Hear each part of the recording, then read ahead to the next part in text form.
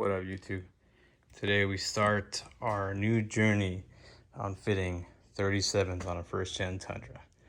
Now I gotta mention that the Tundra out there has already had a firewall tub and some cutting done for 35s, so hopefully this shouldn't be that bad. But just to start off, picked up some 37-inch needle ridge grapplers, some used ones, because I don't know if this is going to be a full-time set or a part-time set just for crawling when we do trails and whatnot. And these are KMC machetes. They're 17 by 9 with a -38 offset and a 3.5-inch backspace. It's going to push out the wheels quite a bit, but I need the clearance for the frame and for the coilover. So this is where our journey starts. Gonna get started. Gonna mount these guys onto this, and we'll go from there. And if you've never seen a beadlock wheel be mounted onto a tire, there's a couple good videos out there already, but if you guys want me to do one, just let me know in the comments. Anyway, you take off the beadlock ring, and then you spray this with a little bit of water and some hand soap, and then you just push the rim in past the bead here, and then you settle it down with the beadlock ring on top, little by little, until it fully seats, and then you go and you torque them all down. I found that discount tire actually will balance the beadlock, so I'm gonna give them a shot on that, but they will not do the mounting, so you gotta do that yourself. All right, 3 down, 1 more to go. So last part of this is that I got my compressor going. I'm gonna put the wheel on a Home Depot bucket or something to raise it up so that the bead can be seated a little bit against the rim. Spray this down with some soapy water, and then inflate it until the bead actually seats. So there you go, you see the bead is fully seated. 3 down, 1 more to go. Got the beadlocks balanced by discount. This is my spare KMC, I think it's like a Lobo. It's a 17 by 9, -38 offset with 3.5-inch back spacing, same as the beadlocks. And we got it jacked up by the axle, and it looks to me that all the cutting I had done for the 35s, I'm gonna have to get pretty aggressive with this. Looks like I might clear it past this top portion, but this definitely needs to be cut. So I'm probably gonna go here at an angle and then cut here across. So what I'm gonna do is I'm gonna put painter's tape on it, and then I'm just gonna kind of etch the line where I think is the best cut and go from there. So I taped the fender how I've done before, and like I said, I'm just gonna etch the line, eyeball it, and see where to cut. For the rear bumper, it looks like I'm gonna cut pretty aggressively this far back. It's about 3 inches or so, and then straight off the top here.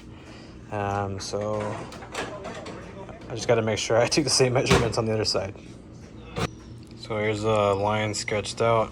This is my best guess. Just started where I would think I would cut and just kept going at it till I made the line thicker. The only thing I don't know what I'm gonna do is the bed has like another piece underneath. It's a 2-piece, so we'll see when we get there, but I gotta cut along there first.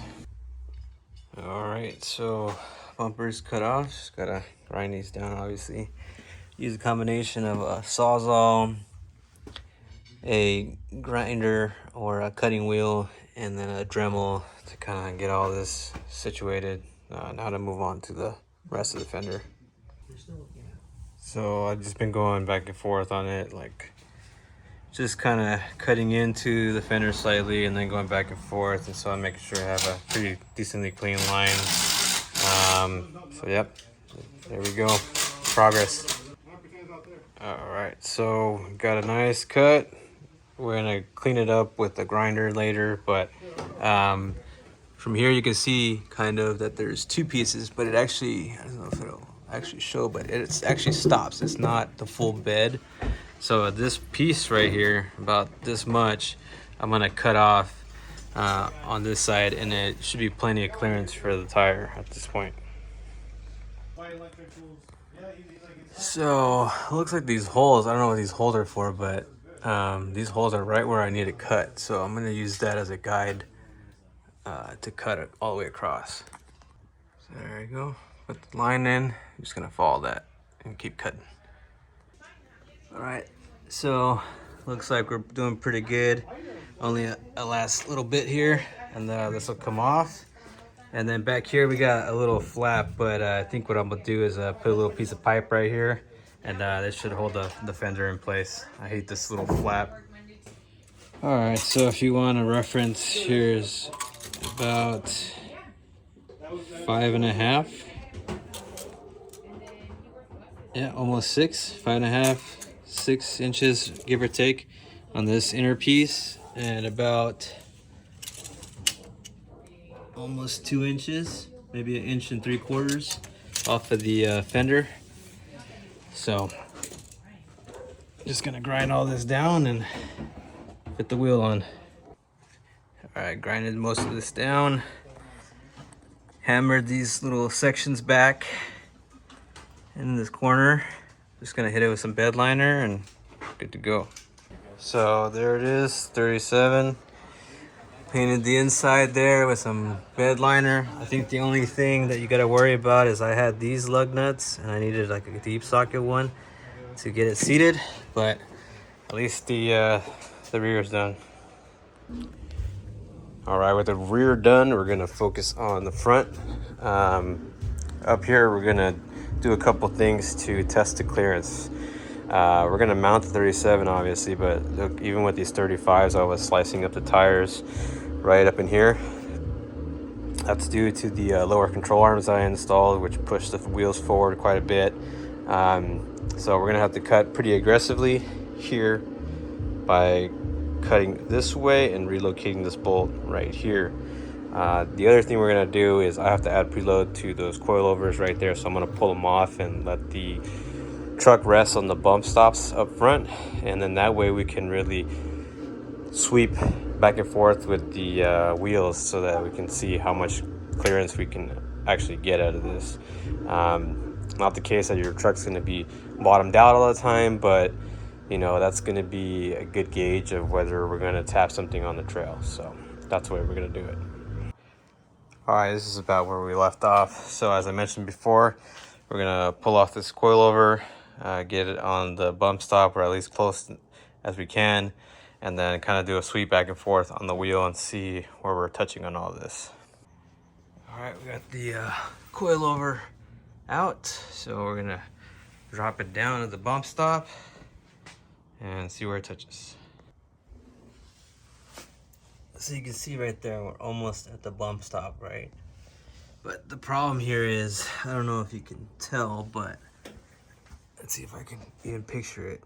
The inside where the battery tray is and the other components up here, that's pretty much as high as I can go. So even if I tried to cut, see, you can see it right there. Even if I try to cut this fender, I'm still gonna hit that before I even hit the fender.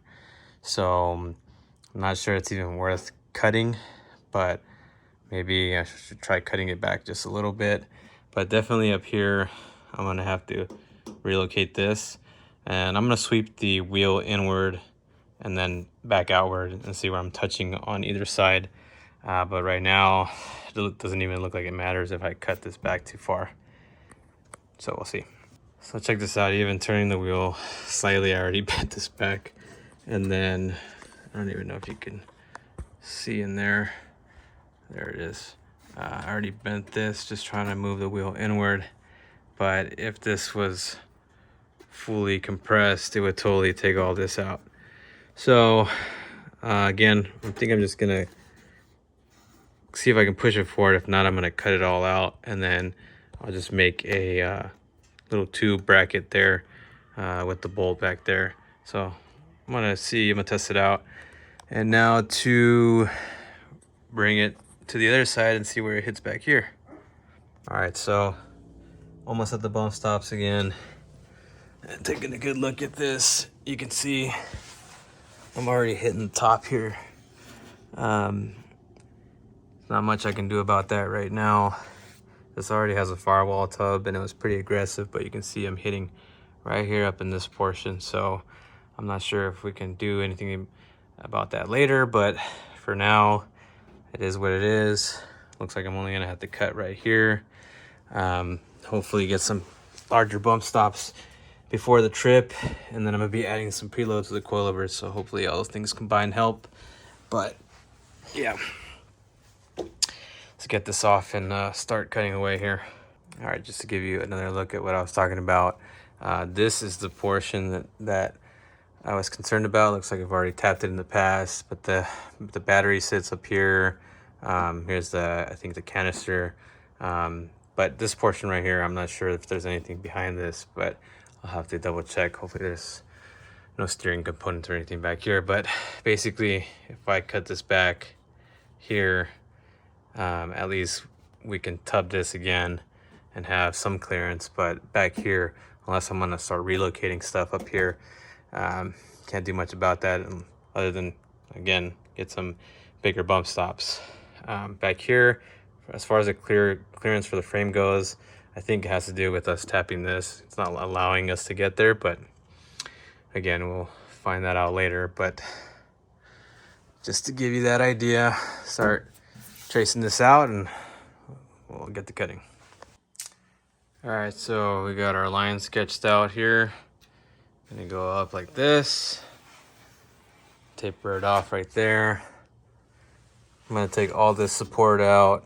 Looks like there's some fender support that comes out underneath here, so this bolt will keep it in place. If it gets flimsy, then I'll put another little support back here, but I'm gonna start cutting, show you the result. All right, so I already did a cut. Pretty aggressive cut towards the front here. I don't like this little corner, so I'm probably still gonna chop this off here. And then the bumper support's out. Seems okay, so I think just adding the bolt there is gonna do just fine. If I need more support later, then I'll make a little bracket.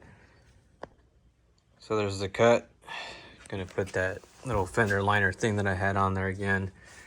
Sprayed down some of the spots from the fender support that I grinded down. And yeah, so this side is gonna be fully done now.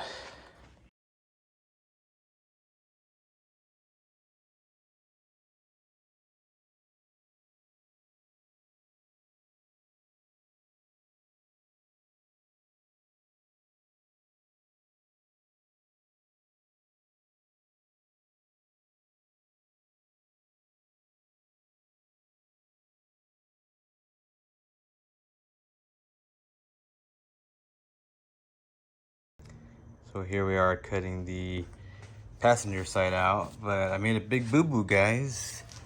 Apparently this bracket is actually bolted in to the freaking truck. There's no light, but hold on a sec. So this bolt here, and there's one down there, right there. Those two actually support that bracket, so you don't have to cut it out. You can just unbolt it. It's two 10mm, so don't do what I did and cut it out. Really well. So we made out to Sand Hollow. This is this is the first shakedown run on the 37s. This is what it came out. I think I need some baby wipes. Here's the cut on the front. Looks like we might have to notch the frame after all. We're doing some rubbing right there on the frame. Did some cutting, but still some clearance issues. But we'll run it for today and tomorrow, and that should be good to go. Don't forget to follow the Dirtbag Garage on Instagram, Dr__Omiz. Thanks for watching. A little bonus clip. We were going up this section right here, and I think the weight of the beadlocks in the 37s kind of proved a little too much for the stock components, so I broke possibly 2 CVs. So I think after this, I'll still be going 37s successful, but I think I'm gonna change the wheels to have a lighter wheel to see if that'll kind of correct that error. If I snap again with those wheels, I might have to go back down to 35s because that was the best performing tire size for this truck so far.